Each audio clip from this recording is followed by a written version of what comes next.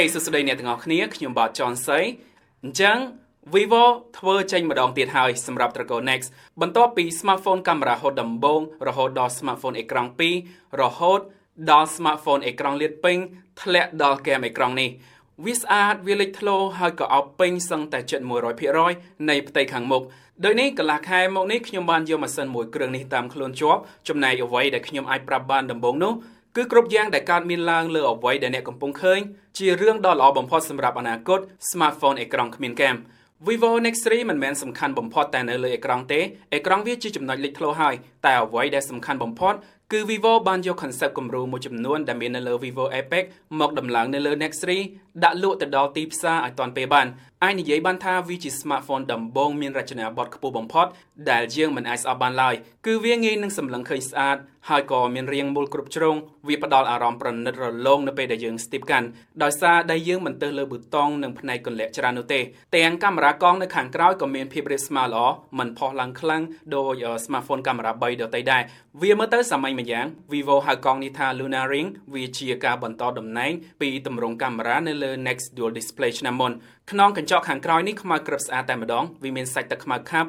និងរំលេចពណ៌ស្រាលលាយខៀវបែបឥន្ធនូបន្តិចពេលដែលចាំងត្រូវពន្លឺវាក៏កង់ទាលមកខាងមុខអោបខំជាប់ជាមួយស៊ុមលោហៈដែលនៅសល់កម្រាស់ស្ដាំបំផុតនេះយ៉ាងណាក៏ដោយ Nex 3មានកម្រាស់ពេញក្រាស់គួរសមបើគិតទាំងកញ្ចក់មុខក្រោយជាមួយស៊ុមដល់ 9.4 មីលីម៉ែត្រជាមួយទម្ងន់ 217 ក្រាមអញ្ចឹងអ្នកនឹងទទួលអារម្មណ៍ធ្ងន់ភ្លាមនៅពេលដែលចាប់កាន់ជាលើកដំបូងហើយជាលើកដំបូងនៅពេលដែលអ្នកកាន់ទូរស័ព្ទនេះសម្លឹងពីខាងមុខយើងសឹងតែមិនជឿថាវាអាចកើតមានឡើងនោះទេបើទោះជា Mate 30 Pro ក៏នៅសល់ឆក់ធំនៅលើថ្ងាសវាដែរតែ Nex 3គឺលាតពេញហ្គេមហៀទៅដល់ហ្គេមទាំងអស់តែម្ដងដែលវាសឹងតែមិនមានសល់កន្លែងឲ្យយើងសម្រាប់ម្រាមដៃផងវាក៏គ្មានកន្លែងដែលអាចដាក់ប៊ូតុងធម្មតាបានដែរហ្គេមសងខាងនេះគឺ clean ស្រឡះកៅអស់យ៉ាងស្អាតដោយជម្រើសចុងក្រោយដែល Vivo អាចធ្វើទៅរួចគឺដំឡើង sensor scan ម្រាមដៃក្រោមអេក្រង់ដែលដោះបានលឿនជាងមុននិងបំពាក់ប៊ូតុងចាក់សោពីកន្លែងទី1គឺនៅខាងលើនេះវារាបស្មើទៅនឹងស៊ុមតែម្ដងចំណែកទី2គឺប្រើសម្ពាធប៊ូតុងជាប់នឹង frame អេក្រង់ជំនួសវិញបានន័យថាវាមិនមានចន្លោះឬផ្នែកផុសទៀតនោះទេដោយនៅហ្គេមខាងស្ដាំនេះមានចំណុចសម្ពាធ3ហៅថា touch scene គឺកណ្ដាលដើរតួជាប៊ូតុង power និងចាក់សោចំណែកលើក្រោមជាប៊ូតុងគ្រប់គ្រងសំឡេងយើងអាចប៉ះសង្កត់បន្តិចវានឹងលោតរំញ័រកន្ត្រាក់តមកវិញដើម្បីជំនួសអារម្មណ៍ដែលដៃយើងធ្លាប់តែប៉ះប៊ូតុងមុន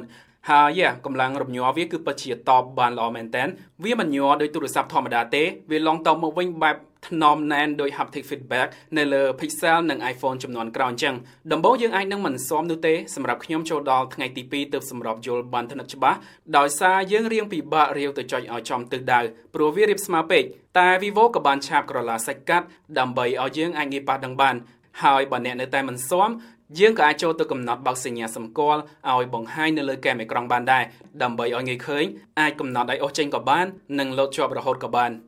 អេក្រង់ Super AMOLED ខាងមុខនេះមានទំហំធំជិត 7 អ៊ីងទៅហើយ 6.89 អ៊ីងគឺពិតជាធំមែនតែនសម្រាប់តួខ្លួនប៉ុណ្នេះកម្រិតបង្ហាញវា 1080x2256 pixel ជាមួយ density 363 pixel ក្នុង1អ៊ីងហើយវាក៏ support HDR10 ផងដែរ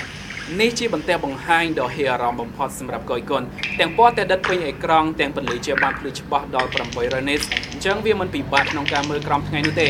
Vivo ហៅវាថា waterfall display ដោយហ្គេមសងខាងនៃអេក្រង់កង់ទៀតធ្លាក់ 88 ដឺក្រេដូចទឹកធ្លាក់អញ្ចឹងដែរធ្វើឲ្យផ្ទៃខាងមុខឃើញផកអណ្ដែតតែម្ដងនិយាយមែនគឺយើងមើលមិនឃើញ Cam bezel និងស៊ុមអេក្រង់នោះទេហើយដំបូងខ្ញុំគិតថាកង់បែបនេះវានឹងឃើញដាច់សាច់វីដេអូខ្លះតែទេកង់បែបនេះវាកាន់តែធ្វើឲ្យវីដេអូឡើងអណ្ដែតដោយសារវាមិនកង់ស្មើទៅពេកឡើយនៅពេលដែលយើងកាន់មើលផ្ទាល់យើងនឹងឃើញផ្ទៃអេក្រង់ផុសកាន់តែជ្រៅអ្វីដែលយើងឃើញសល់គឺហ្គេមខាងលើបន្តិចនិងខាងក្រោមបន្តិចតែប៉ុណ្ណោះ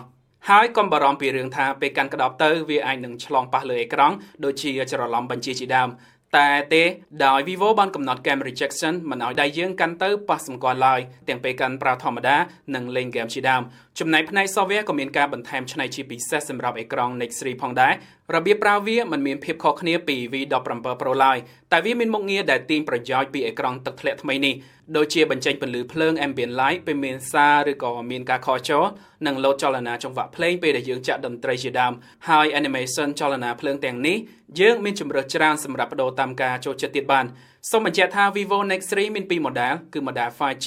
និង model Nex 3ធម្មតាដែលខ្ញុំកំពុងបង្ហាញនេះហើយវាអាចទ្រទ្រង់ SIM បាន2តែមិនអាចបន្ថែម SD card ក្រៅទេចំណែក USB-C នៅកណ្ដាលនេះអាចសាកថ្មចូលលឿនដល់កម្លាំង44 វ៉ាត់តែក្បាលឆ្នាំងសាកដែលភ្ជាប់មកក្នុងប្រអប់របស់ខ្ញុំមានកម្លាំង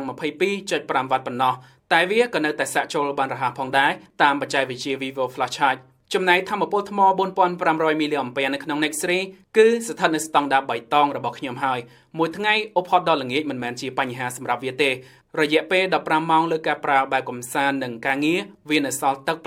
7% ដោយនេះ speaker នៅខាងស្ដាំនេះមានតែមួយគ្រាប់ទេសោកស្ដាយវាលន់ខ្លាំងល្មមឲ្យប្រើការបានតែបើ Vivo ដាក់ពីរគ្រាប់ជាមួយ speaker នៅខាងលើវាប្រកាសជាកាន់តែល្អអ្វីដែលកាន់តែល្អគឺ Nex 3នៅតែជាកម្ពុជា smartphone ចុងឆ្នាំនេះដែលមិនបោះបង់រុនដល់កាសចោលឡើយហើយវាផ្ដល់គុណភាពសំឡេង Hi-Fi កម្រិតខ្ពស់ផងដែរតាម chip សំឡេង Audio AK4377A ដែលបំពាក់មកស្ដាប់ chip នេះធ្លាប់តែមានបំពាក់នៅលើម៉ាស៊ីនចាក់តន្ត្រីពេញនិយមជាច្រើនអញ្ចឹងសម្រាប់អ្នកដែលចង់បានសាច់ភ្លេងតន្ត្រីគុណភាពល្អអ្នកប្រកាសជាមិនអស់សង្ឃឹមឡើយអ្វីដែលធ្វើឲ្យយើងកាន់តែមិនអស់សង្ឃឹមនោះគឺកម្លាំងម៉ាស៊ីនដែលអូសដល់ chip នេះgrade 855 Plus ខ្លាំងបំផុតនៅពេលនេះវាបុកបន្ថែមដោយ RAM 8GB ជាមួយទំហំផ្ទុកល្បឿនលឿន 128GB ប្រភេទ UFS 3.0 ច្របាច់បញ្ចូលគ្នា Nex 3នឹងអាចអូសការងារតូចធំគ្រប់យ៉ាងដែលយើងគប់ចូលវាថែមទាំងរក្សាកម្ដៅបានល្អដែរព្រោះនៅក្នុងម៉ាស៊ីនមានបំពាក់ប្រព័ន្ធបន្សាបកម្ដៅមកស្រាប់និយាយរួមទៅ spec ប៉ុននេះយើងរាប់វាចូលទៅក្នុងលំដាប់ smartphone game ហើយវាក៏នឹងអូសកាមេរ៉ាខាងក្រោយឲ្យគណនីរូបភាពបានលឿនជាងមុនច្រើនផងដែរប្រព័ន្ធកាមេរ៉ានៅខាងក្រោយនេះក៏មានកញ្ចប់ពេញដោយ iPhone 11 Pro និង S10 Plus ដែរវាមាន lens ទូលាយ lens telephoto និង lens ដើមដល់ 64 megapixel បើគិតទៅស្មើនឹង64លាន pixel វាជា smartphone ដំបូងបំផុតរបស់ Vivo ដែលប្រើ sensor ធំបែបនេះហើយវាក៏មិនទាន់មានប្រើច្រើនលើ smartphone ដទៃដែរវាជា sensor ដ៏ធំមួយរបស់ Samsung Bright GW1 ទំហំ pixel 0.8 micron អញ្ចឹងបើកាមេរ៉ាដើមបើថតបែប auto វានឹងផលិតរូបភាពចេញជា16 megapixel វិញព្រោះវាប្រើ pixel binding ពី64 megapixel ច្របាច់4 pixel ឲ្យមកជាមួយ pixel ដើម្បីផលិតរូបភាពដែលមានសាច់ម៉ត់ច្រើនពន្លឺភ្លឺនិងទំហំ megabyte តូចរូបភាពថតចេញពីកាមេរ៉ានេះគឺពិតជាគណនាបានលឿនមែនទែនកម្រិត dynamic range ផ្ដល់ខ្ពស់សឹងតែឥតខ្ចោះទៅហើយចំណែកសាច់ពណ៌ក៏ចាក់បានស្រស់ទៀតផងហើយនិយាយពីពណ៌វាអាចនិយាយបានថាស្រស់តែក៏រៀងលើសបន្តិចដែរគ្រាន់តែមិនលើសពេកដោយមុខងារសម្គាល់ប្លង់នោះទេ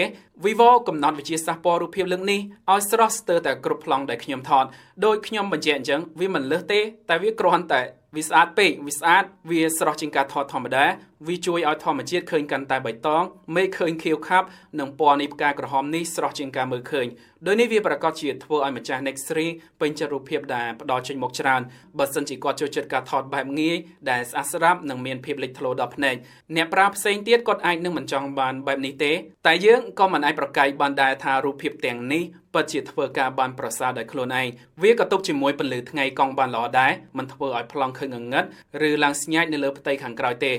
វាជាលើកទី1ហើយដែលខ្ញុំអាចទទួលបានសាច់ម៉ត់64 megapixel អស់ចេញពី sensor ធំបែបនេះគឺវាអាចប្រើការបានពេញលេញដោយមិនបាត់បង់ពណ៌និងមិនចំណាយពេលគណនាយូរព្រោះកម្លាំងម៉ាស៊ីន Nex 3ជួយរុញខ្លាំងបានលឿនមួយផ្នែកធំដូចនេះបើសិនជាយើងពិតជាចង់បានសាច់ម៉ត់ច្រើនចេញពីប្លង់សំខាន់ណាមួយដូចជាត្រូវថតឯកសារឬក៏ប្លង់ដែលមានរបស់ស្មុគស្មាញច្រើនទុកសម្រាប់ពង្រីកមើលចោលពេលក្រោយsensor 64 megapixel នេះពិតជាមានប្រយោជន៍អាចប្រើការបានគ្រាន់តែវាស៊ីទំហំផ្ទុកច្រើនតែប៉ុណ្ណឹងដល់30 megabyte ជាងមក lens ទូលាយ13 megapixel នេះវិញអាចផ្ដិតយកប្លង់បានធំដល់120 degree វាទប់ស្នាមកែមមិនឲ្យឡើងដាច់ខ្លាំងហើយក៏ផលិតពណ៌បានស្រស់ផងដែរសាច់ម៉ត់វាឲ្យបានច្រើនជាងការរំពឹងទុកគ្រាន់តែមិនម៉ត់ខ្លាំងដូច lens ដើមនោះទេចំណែកផ្នែកកែមនៅកន្លែងដែលមានស្រមោលវាឡើងស្នាមអុចខ្លះអាចឲ្យយើងកត់សម្គាល់បានរីឯ lens telephoto មានទំហំ13 megapixel ដូចគ្នាវាអាច zoom ចូល optical បាន2ដងនិង digital ដល់20ដងតែខ្ញុំអាចខត់អ្នកកុំឲ្យដំឡើងទៅអស់អីត្រឹម2ដងវាផ្ដល់សាច់ម៉ត់ច្បាស់ល្អហើយព្រោះបើឡើងដល់20ដងវានឹងញ័រហើយក៏ជ្រុះសាច់ម៉ត់ច្រើនផងដែរសម្រាប់ការថតពេលយប់ lens ទូលាយលើកនេះអាចនិយាយបានថា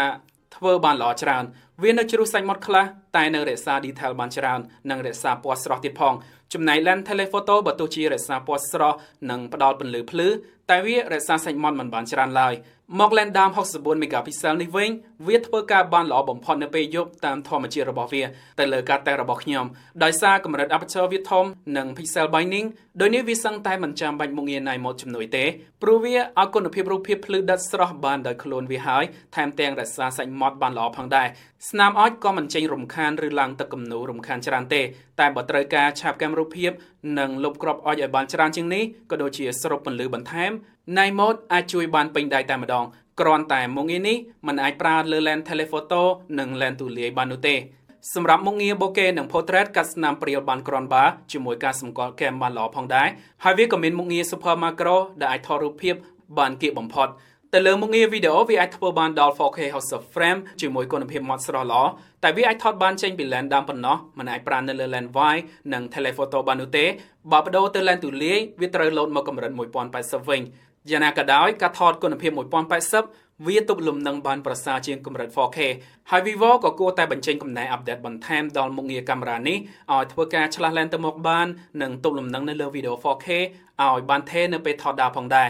មកកាមេរ៉ាហត់ចេញ16 megapixel ខាងមុខនេះអ្នកប្រកាសជាចូលចិត្តព្រោះ Vivo គប់លុយច្រើនលើការច្នៃមុខងារកែសម្រស់ដោយមិនឲ្យអ្នកចំណាយពេលទៅ make up ឡើយបើទោះជាក្រៅពីគេងមុខចាប់យ៉ាងណាក៏ដោយមុខងារ beauty ថ្មីលើនេះធ្វើលើសពីម្សៅនិងក្រែមដែលអ្នកប្រើទៅទៀតតែបើបិទមុខងារសម្រស់ចោលក៏វានៅតែផ្ដល់សាច់ម៉ត់ដិតស្រស់ល្អផងដែរវាក៏កាត់ព្រាលខាងក្រោយបានផដាច់និងធ្វើបានភ្លឺនៅពេលយប់ទៀតផងដោយសារនៅជិតកាមេរ៉ា Vivo បន្ថែមភ្លើងពន្លឺសម្រាប់ជះដល់មុខបែបស្រាលមួយគ្រាប់សម្រាប់ប្រើនៅកន្លែងងងឹត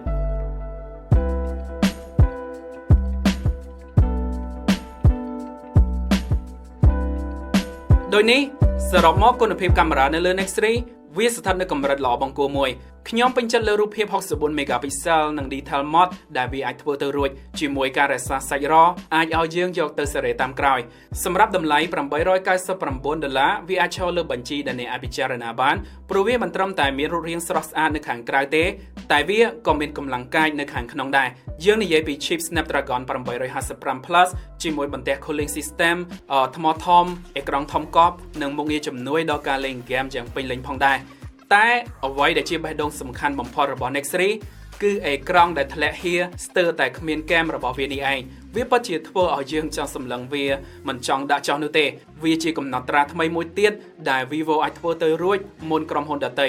វាជាភាពច្នៃប្រឌិតថ្មីដែលនឹងចូលមកផ្លាស់ប្ដូរទម្លាប់នៃការបង្កើតទូរស័ព្ទដែលគ្មានគែមអេក្រង់អញ្ចឹងនេះជាចំណាប់អារម្មណ៍របស់ខ្ញុំទៅលើ Vivo Nex 3តើអ្នកទាំងអស់គ្នាគិតយ៉ាងណាដែរកុំភ្លេចសរសេរជាយោបល់នៅខាងក្រោមនេះឲ្យខ្ញុំដឹងផងហើយខ្ញុំនឹងនិយាយទៅកាន់អ្នកទាំងអស់គ្នានៅវីដេអូក្រោយទៀត